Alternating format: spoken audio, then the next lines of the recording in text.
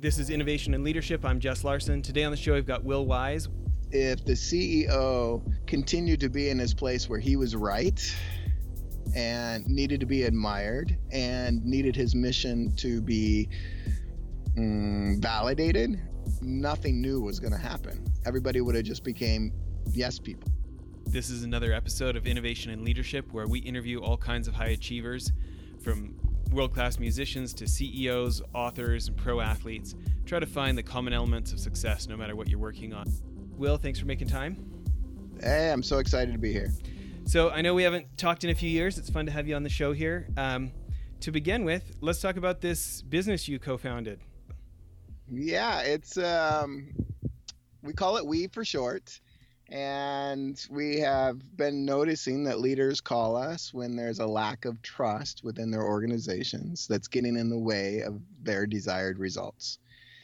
And so oftentimes the leader is kind of pulling their hair out, recognizing that there's a lack of trust, but not knowing how to deal with it or access any kind of tools to really amplify trust in a way that can have meaningful results. Yeah. So let's talk a little bit about kind of your background and how you got to the place where you're teaching this. So you have a master's from Penn State in education, is that right? It is. And then tell us about the program you're in right now. So I'm also doing a international school program with something called the Mastery Foundation. And it's an amazing program where we come together for a 5-day, a 3-day. We do lots of different coachings, and we have a cohort that does lots of different work together in lots of different ways. But when we come together for the 5-day, there's people from Northern Ireland, people from Israel, and some Americans, and we really look at who we are being while we're doing the things that we are doing, so that more peace and reconciliation can happen on the planet, especially in times of conflict. Because oftentimes we put our focus on what we're doing. What happens when we focus our attention on who we are being? And so if you change what you're doing, you might get some change. But when you start focusing on who you are being while you're doing it, that's where transformation can happen. And the world can start looking differently for the people who are in conflict. Yeah. What made you want to start this business? Wow, that's a powerful question. Really what it came from is I have an awesome job at a major university doing things that I love. And one of the things I do is I train facilitators to walk into a room full of strangers and talk about things that nobody wants to talk about: race and gender and long-term conflict. And the best of those facilitators move on to a position in which they're facilitating over 8,000 different people through these conversations. And then the best of those facilitators move on so that they are facilitating virtual conversations with NATO soldiers before they get deployed into the country in which they're going to get deployed to, with civilians of that country, so that when they land on the ground, there is a chance for humanity to arise rather than the idea of combat. And we got a €500,000 grant to continue that work. And that's within something called World in Conversation. Yeah.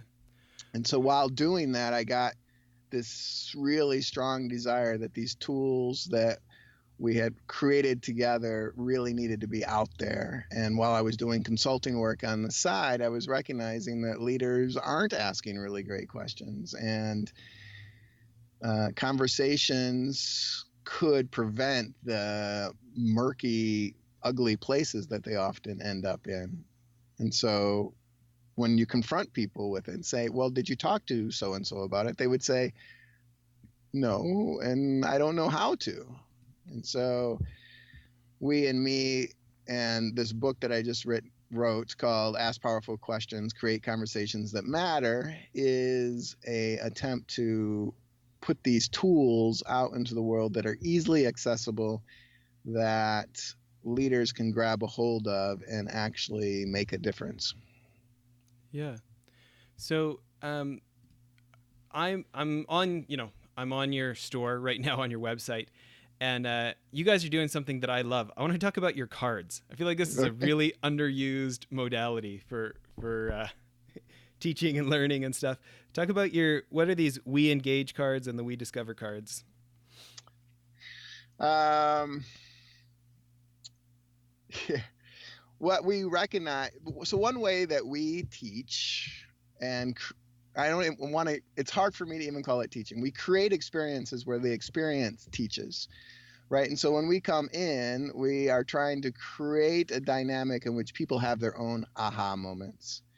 And so the We Engage cards that you are looking at have an image on one side and a quote on the other side. And so I'll tell you a story about how that created an opportunity for some leadership and innovation within an organization. It was the largest organization of its kind in the world, and they had a brand new CEO. And the CEO created a new mission. And while I was working with the CEO, I could see he was really fired up about it, but I had a sense that his 12 direct reports were not interested.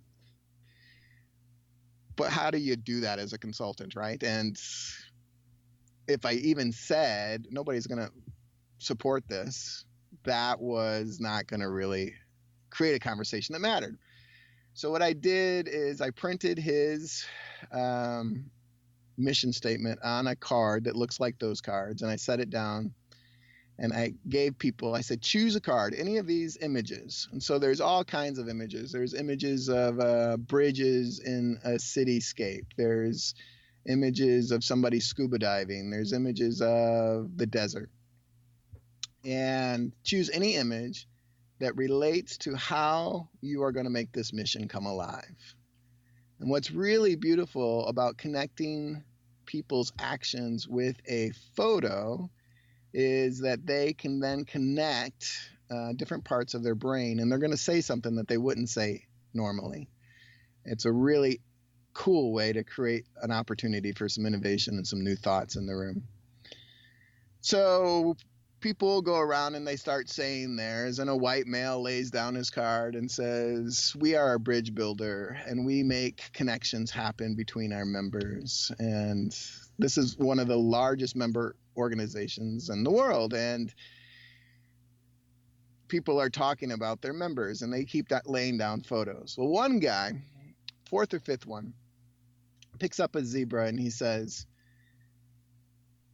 every zebra is different. Every pattern, there's no two zebras that have the same pattern, just like with snowflakes. And we are not doing this with our customers, our members. We're treating them all the same. And I kind of smile, and I see the CEO kind of tense up, and he begins to say something, but he kind of cuts himself off. And I was like, oh, that's interesting.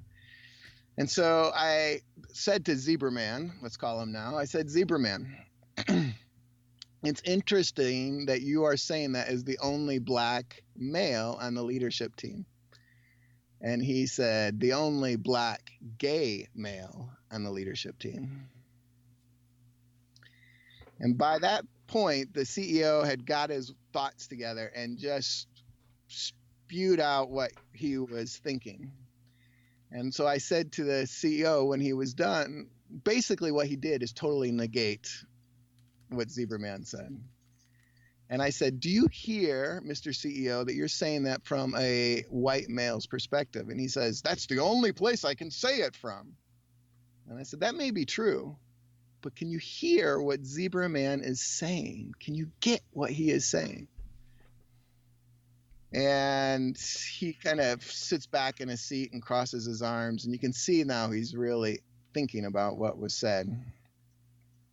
2 weeks later, when I followed up with him, I said, how's it going? And he says, you remember that Zebra Man moment?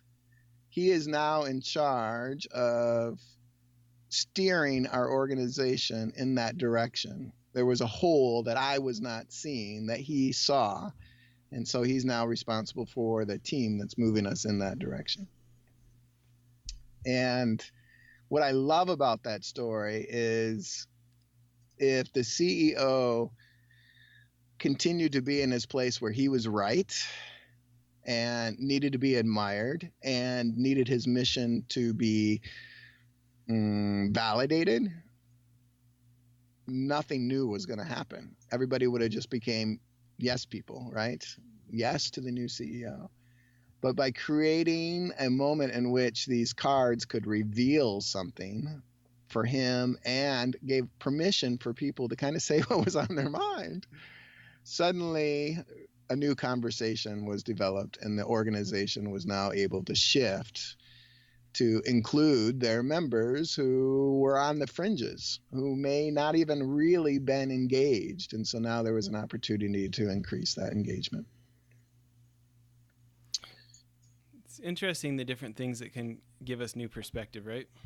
Yeah. The We Connect cards are cards that have questions on them,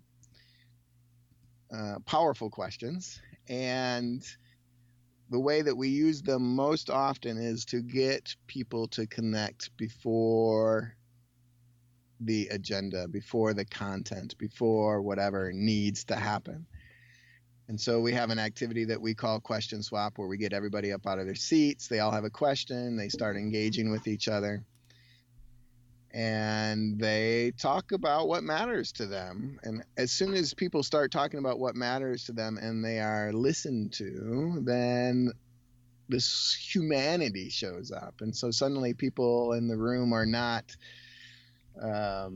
just objects that are in their way. Suddenly they are real and they have dreams and desires that are equal to each other.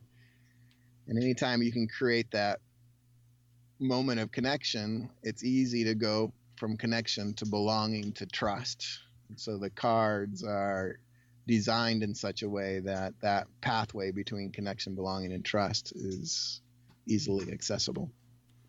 So I want to talk about this because I have definitely been on teams with where I had a low degree of trust with my coworkers. Okay, this was not a highly productive environment. Yeah. But I also am not into the woo woo, let's all sing Kumbaya and do yoga after we have kale smoothies kind of side of things, right? And so, which is funny, nothing against yoga or kale smoothies, but that's not me, right? So, my point being is, especially for a lot of dudes, right, who would maybe rather be a little more task oriented or things like this. Yeah. Who maybe aren't as practiced in having conversations about those softer issues, right, or what get classified as soft skills issues. Any thoughts for, let's say, our consulting firm, Mylan Advisors, we've got some folks that we work with. They got several hundred staff in the heavy construction industry, right? Not guys who spend a lot of time getting in touch with their feelings as a general stereotype, right? But yet, the CEO who is a big tough guy, man's man, he would absolutely agree that high trust is going to increase the team output and have them consider more what's going on for our customers and our clients. And right, any advice in environments like that where maybe there's some resistance to having this kind of conversation in the first place, of how to ease people into wanting to have the conversation about it?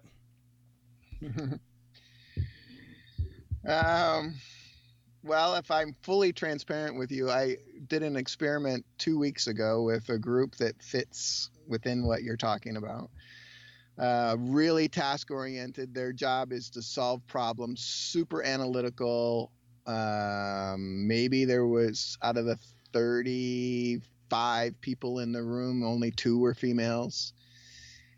And I started with a joke that totally landed flat.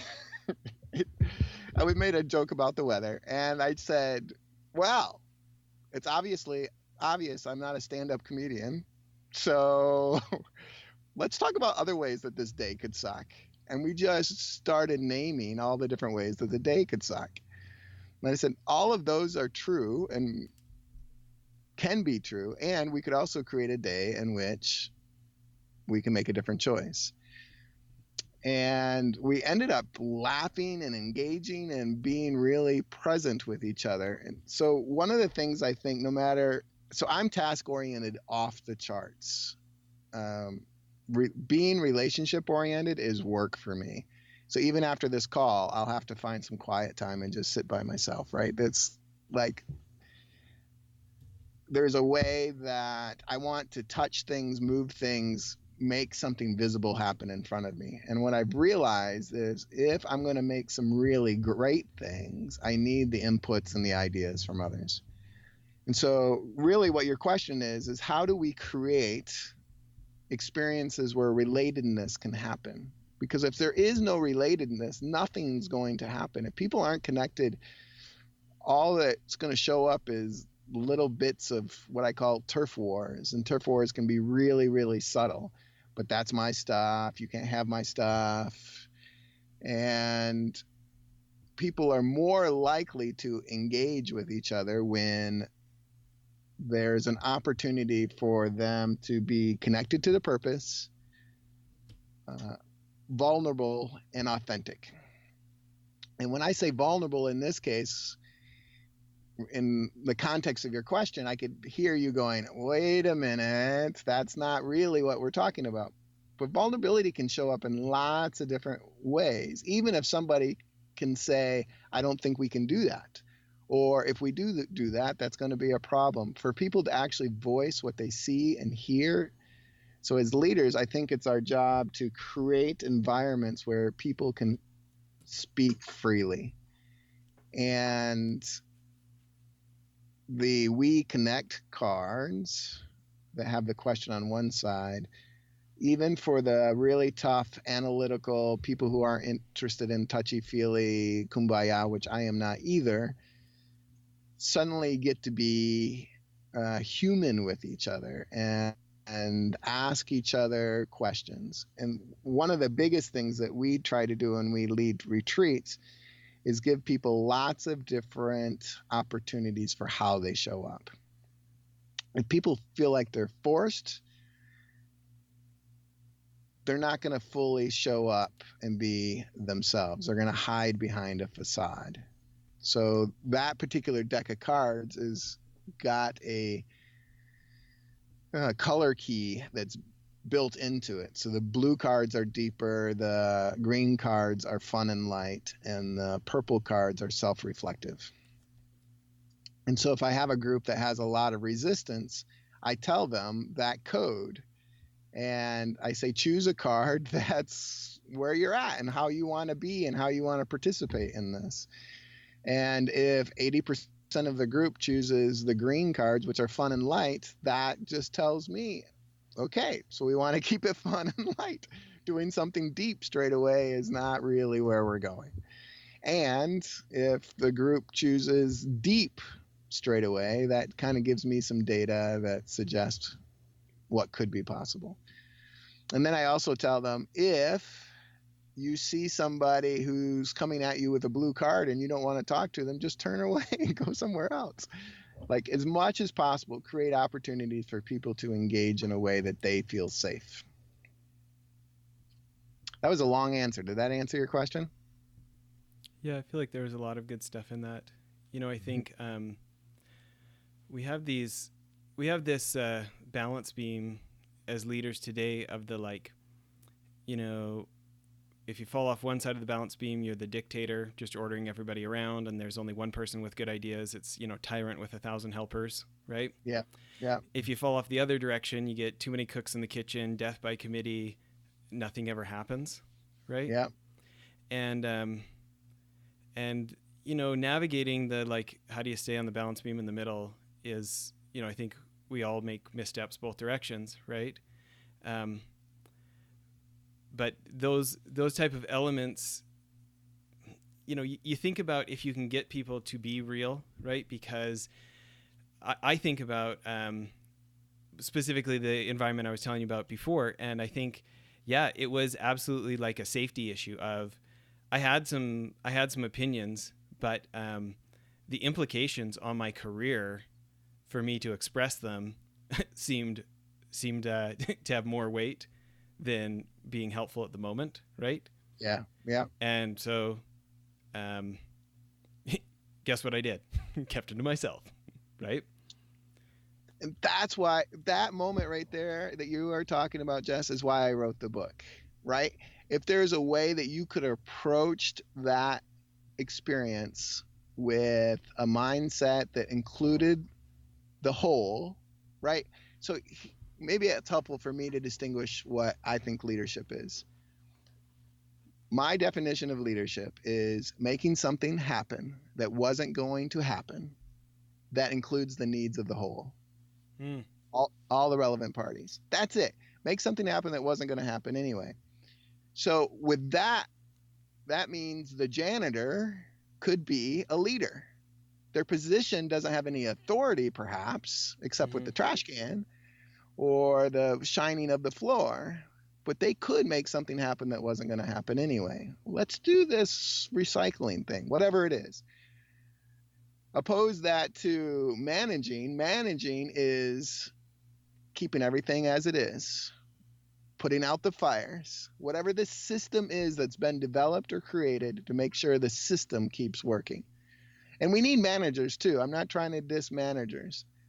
However, if you had some tools, and maybe you did or maybe you didn't, but moments like that where you have some tools to be able to say, you know, boss, I was wondering about this, and asking questions based upon your natural curiosity that don't have a lead in them, don't have an expected outcome, but truly exploratory, not in a way that we needed to be an expert. I think what happens, you know, you mentioned dictatorship and what's on the other side. One way I've been thinking about it lately is dictatorship and partnership. And when I say dictatorship, so I do adventure guiding as well. And I was working with a river guide, and the way he engaged with his peeps before they got into the raft was, this is a dictatorship. I'm the dick, you're the taters, this is the ship, now get in. And we all allowed him to be the dictator because he had much more experience on the river than any of us did. So we were okay with that. And I think what happens is when we move into positions of leadership, we are often promoted there because we were able to solve problems. And people saw that and appreciated that. And there's a certain expertise that comes along with solving those problems. However, it doesn't take very long when you start moving up the leadership ladder in which you're too far away from the front lines. And if you're not asking great questions, you're not a leader. You're not going to make something that was going to happen anyway. You might be managing things and you might be putting out fires. So asking powerful questions in which are based upon curiosity that are exploratory. So there's this dynamic. So I think one way to be on that railing that you were talking about, that beam, is having a mindset of an explorer rather than the expert. Because as soon as you decide that you're an expert. So I've written this book now and people are trying to put me in the expert place. And if I accept that, then my learning stops. Yeah. You know, okay. I know we got to end the episode and we should pick this up in part 2 of the interview. But I feel like there's a bunch of things that we need to talk about. So everybody tune in. Here's some things that are going to happen on part 2. We're going to talk about, you know, the beginner's mind. We're going to talk about, you know, you were talking about this idea of really being present with people. You know, I love that Austrian guy, Martin Buber from 100 years ago, talks about, are we thinking about these humans like an object or are we really present with them? Right. Yeah, and I can tell you, I was not that present with the guy I'm complaining about here on this episode. I just really had all these feelings of being hard done by and, you know, painted him to be this evil ogre oppressor, right? Yeah. Anyways, what you're talking about, like there's a guy, do you know Ed Schein, the MIT guy that wrote Humble Inquiry? Have you heard of this book? Yes. You'll have to refresh my memory, Okay. but it's familiar there. Anyways, subjects to cover in part 2. Everybody, hope you tune in. We're going to keep going down this discussion with Will. Thanks everybody for listening. Well, that's it for the episode. One other thing I wanted to tell you about, if you remember the guys from Convoy in episodes back, Ken Free and Trent Mano, I went on one of their CEO trips to New York and I met a guy named Brent Thompson, very successful entrepreneur. He was former CEO of Jive Communications, big company now, I think $300 or $400 million. Anyways, he started a new company called blipbillboards.com. I'm super stoked they're a sponsor now. But I remember a year and some ago when I met him, I thought it was genius. Instead of having to buy 6 months or a year's worth of billboard for thousands of dollars, you can buy 8 seconds at a time for like 10 or 20 cents. You pick what billboard you want it on, what time of day you want it to run, and it just puts so much power in the hands of marketers and CEOs who want to try something and see if it works. You can buy as many or as few as you want, change it as many times as you want. I think now our podcast is being advertised on billboards in like 18 different states because we have these guys as sponsors. We're pretty excited about it. Hope you check out blipbillboards.com. Thanks.